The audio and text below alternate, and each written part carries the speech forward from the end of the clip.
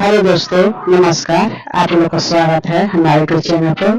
ये देहाती नाच गीत है, बहुत सा प्यारा गीत है। तो आप लोग लाइक करिए, शेयर करिए, सब्सक्राइब भी करिए।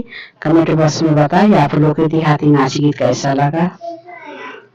हमार तुहर बाजी लगिए देवर, हमार तुहर बाजी लगिए देवर। पहिला ही बाजी कुअनवा पर लागल, पहिला ही बाजी कुअनवा पर लागल, पहिला ही बाजी कुअनवा पर लागल। तुहार रसरी हमर बल्टिय देवर, तुहार रसरी हमर बल्टिय देवर। तुहार हमार बाजी लागल देवर, तुहार हमार बाजी लागल देवर।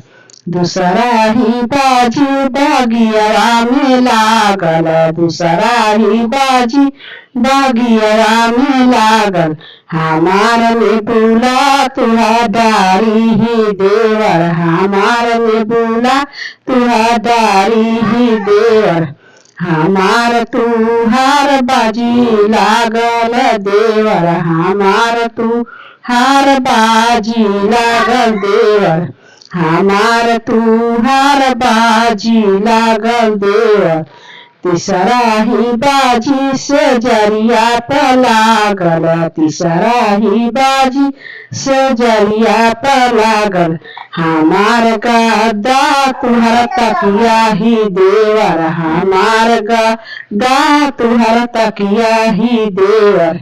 हमार तुहार बाजी लागल देवर, हमार तुहार बाजी लागल देवर।